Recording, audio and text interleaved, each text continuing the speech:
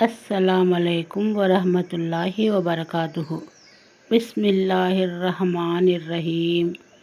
नबी करीम सल्लल्लाहु अलैहि वसल्लम के सीरत के हवाले से इस्लाम से पहले अरब की विचारधाराएं और धर्म के बारे में जान रहे हैं। दीन इब्राहीम में कुरैश की गढ़ी हुई चीज़ें। ये थे अज्ञानियों के विकास और काम। उनके साथ ही उनके अंदर दीन इब्राहीमी की कुछ बची कुची चीज़ें भी थी, अर्थात उन्होंने यह दीन पूरे तौर पर नहीं छोड़ा था। चुनाचे वह बैतुल्लाह का आदर और उसकी परिक्रमा करते थे, हज व उम्रा करते थे, अरफात व मुज़दलिफ़ा में ठहरते थे और हदी के जानवरों की कुर्बानी करते थे।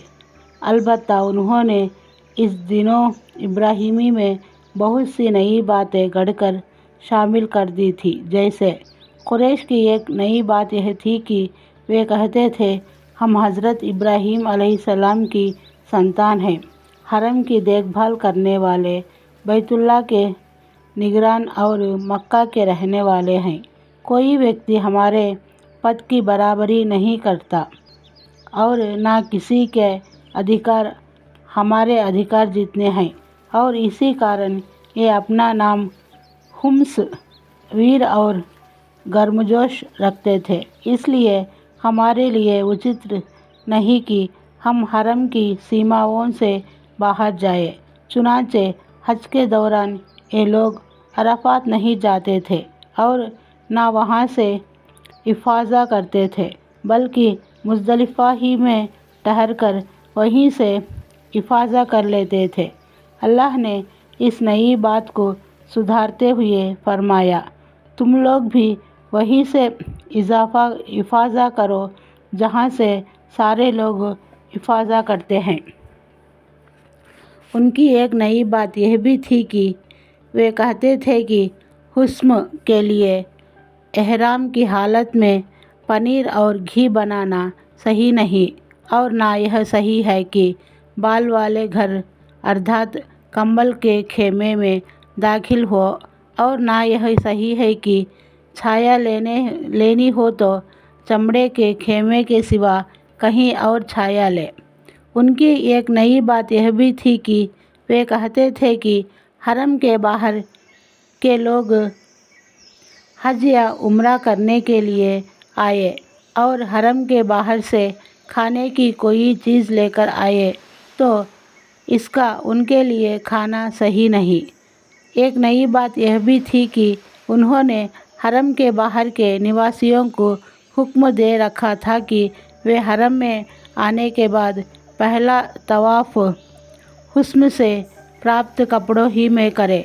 चुनाचे अगर उनका कपड़ा ना प्राप्त होता तो मर्द नंगे तवाफ़ करते और औरतें अपने सारे कपड़े उतार कर सिर्फ एक छोटा सा खुला हुआ कुर्ता पहन लेती और उसी में तवाफ़ करती, और तवाफ़ के दौरान ये पद पढ़ती जाती, आज कुछ या कुल गुप्तांग खुल जाएगा, लेकिन जो खुला जाए मैं उसे हलाल नहीं करार देती। अल्लाह ने इस बेकार सी चीज़ की समाप्ति के लिए फरमाया, ऐ आदम के बेटों, हर मस्जिद के पास अपनी ज़ीनत अख्तियार कर लिया करो। बहरहाल अगर कोई औरत या मर्द श्रेष्ठ और उच्च बनकर हरम में बाहर से लाए हुए अपने ही कपड़ों में तवाफ़ कर लेता तो तवाफ़ के बाद इन कपड़ों को फेंक देता, उससे ना खुद फ़ायदा उठाता ना कोई और। कुरैश की एक नई बात यह भी थी कि वे एहराम की हालत में घर के भीतर दरवाजे से दाखिल ना होते थे, बल्कि घर के पिछवाड़े एक बड़ा सा सुराख बना लेते और उसी से जाते आते थे और अपने इस उजड़ेपन को नेकी समझते थे। कुरान ने इसे भी मना फरमाया। यही दीन अर्थात शिर्क व बुत परस्ती और अंधविश्वास और व्यर्थ के कामों पर आधारित विश्वास व कार्य वाला दीन सामान्य अरब वासियों का दीन था। इसके अलावा अरब प्रायद्वीप के विभिन्न भागों में यहूदी, ईसाई, मजूसी और साबी धर्मावलंबियों ने भी पनपने के अवसर प्राप्त कर लिए थे। इसलिए इनका ऐतिहासिक स्वरूप भी संक्षेप में पेश किया जा रहा है। अरब प्रायद्वीप में यहूदियों के कम से कम 2 युग हैं। पहला युग उस समय से ताल्लुक़ रखता है जब फ़िलिस्तीन में बाबिल और आशूर के राज्यों की जीतों की वजह से यहूदियों को देश परित्याग करना पड़ा। इस राज्य के दमन चक्र और बख्ते नस्र के हाथों यहूदी बस्तियों की तबाही व वीरानी, उनके हैकल की बर्बादी और उनके बहुसंख्या के देश निकाला दिया जाने का नतीजा यह हुआ कि यहूदियों का एक गिरोह फ़लस्तीन छोड़कर हिजाज के उत्तरी भागों में जा बसा। दूसरा युग उस समय शुरू होता है जब टाइसन रूमी ने नेतृत्व में सन 70 ईस्वी में रोमियों ने फ़िलिस्तीन पर कब्ज़ा कर लिया। इस अवसर पर रोमियों के हाथ यहूदियों की पड़क धड़क और उनके हैकल की बर्बादी का नतीजा यह हुआ कि अनेक यहूदी कबीले हिजाज भाग आए और यस्रिब, खैबर और तैमा में आबाद होकर यहाँ अपनी विविधता आबादियाँ बसा ली और किले और गढ़ियाँ बना ली। देश निकाला पाए। इन यहूदियों के ज़रिए अरब निवासियों में किसी कदर यहूदी धर्म का भी रिवाज हुआ और उसे भी इस्लाम प्रकट होने से पहले और उसके आरंभिक युग की राजनीतिक घटनाओं में एक उल्लेखनीय हैसियत हासिल हो गई। इस्लाम के प्रकट होने के वक्त प्रसिद्ध यहूदी कबीले ये थे: खैबर, नज़ीर, मुस्तलक, कुरैज़ा और कैनुका। समयूदी ने वफ़ाउल वफ़ा में उल्लेख किया है कि यहूदी कबीले की तादाद 20 से ज़्यादा थी। यहूदी मत को यमन में भी पलने बढ़ने का मौका मिला। यहाँ उसके फैलने की वजह ताबन असद अबू कर्ब था। यह व्यक्ति लड़ाई लड़ता हुआ यस्रिब पहुँचा, वहाँ यहूदी मत अपना लिया और बनु कुरैज़ा के 2 यहूदी उलेमा को अपने साथ यमन ले आया और उनके ज़रिए यहूदी मत को यमन में विस्तार और फैलाव मिला। अबू कर्ब के बाद उसका बेटा यूसुफ जूनवास यमन का हाकिम हुआ तो उसने यहूदी होने के जोश में नजरान के ईसाइयों पर हल्ला बोल दिया और उन्हें मजबूर किया कि यहूदी मत अपना ले, मगर उन्होंने इनकार कर दिया। इस पर जूनवास ने खाई खुदाई और उसमें आग जलवाकर बूढ़े बच्चे मर्द औरत सबको बिना किसी भेदभाव के आग के अलाव में झोंक दिया।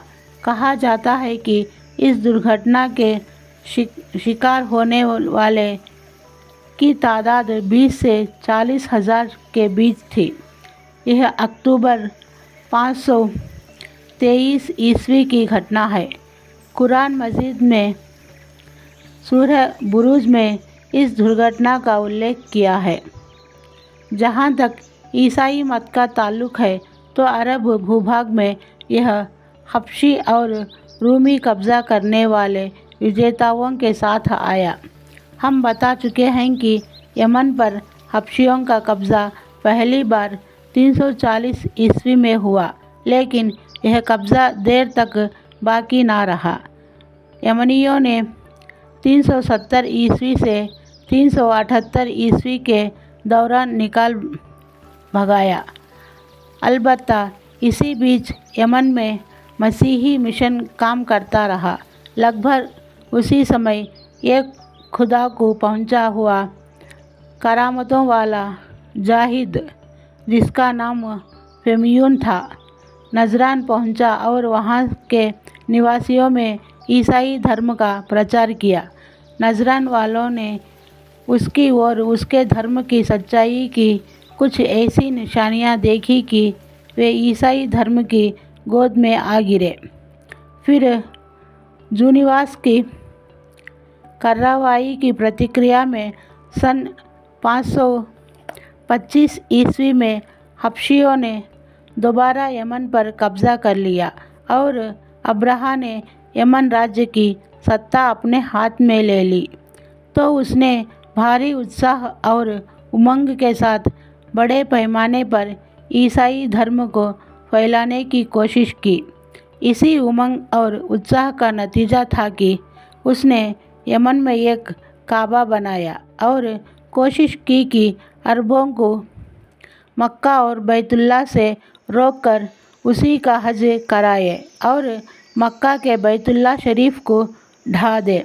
लेकिन उसकी इस जुर्रत पर अल्लाह ने उसे ऐसी सज़ा दी कि अगले पिछले के लिए शिक्षा ग्रहण करने की चीज़ बन गया।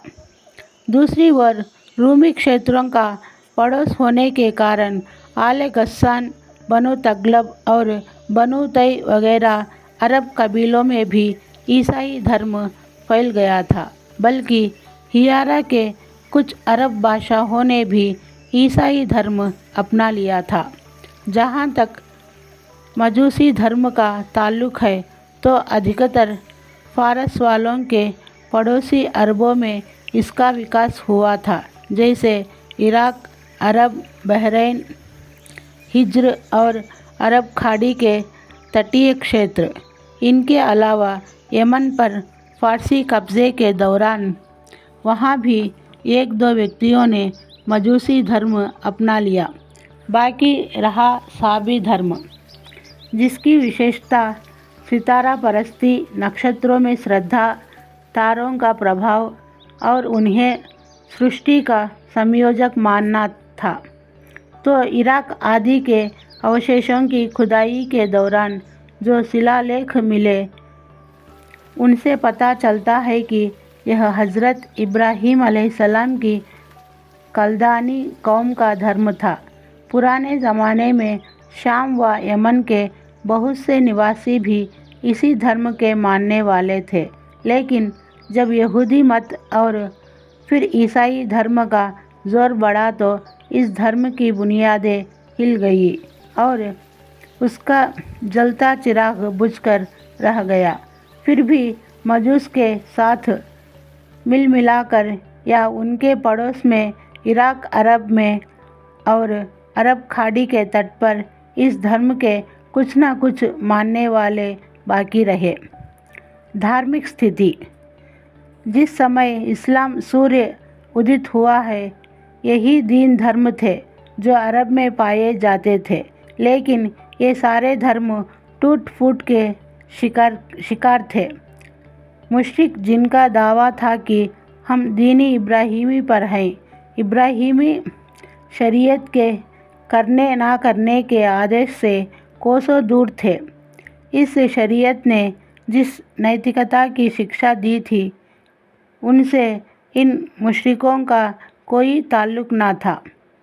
उनमें गुनाहों की भरमार थी और लंबा समय बीतने के कारण इनमें भी बुत परस्तों की वही आदतें और रस्में पैदा हो चली थी, जिन्हें धार्मिक अंधविश्वास का पद प्राप्त है।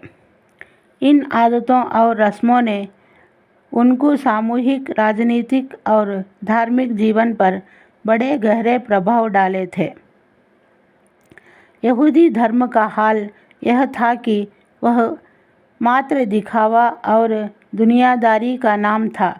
यहूदी रहनुमा अल्लाह के बजाय स्वयं रब बन बैठे थे, लोगों पर अपनी मर्ज़ी चलाते थे और उनके दिलों में आने वाले विचार और होठों की हरकत तक का हिसाब करते थे। उनका सारा ध्यान इस बात पर टिका हुआ था कि किसी तरह माल और सत्ता प्राप्त हो। भले ही दीन बर्बाद हो जाए। और नास्तिकता और अविश्वास को बढ़ावा मिलने लगे और उन शिक्षाओं के प्रति अनादर भाव ही क्यों ना जन्म ले ले जिनकी पावनता बनाए रखने का अल्लाह ने हर व्यक्ति को आदेश दिया है और जिन पर अमल करने का उभार है। ईसाई धर्म एक नासमझ में आने योग्य बुत परस्ती का धर्म बन गया था। उसने अल्लाह और इंसान को अनोखे ढंग से मिला जुला दिया था। फिर जिन अरबों ने इस धर्म को अपनाया था उन पर इस दीन का कोई वास्तविक प्रभाव ना था, क्योंकि उसकी शिक्षाएं उनके जीवन के असल तौर तरीके से मेल नहीं खाती थी और वे अपने तरीके छोड़ नहीं सकते थे। अरब के बाकी दीनों के मानने वाले का हाल मुशरिकों की ही जैसा था, क्योंकि उनके मन एक थे, मान्यताएं एक थी और रस्म और रिवाज मिलते जुलते थे।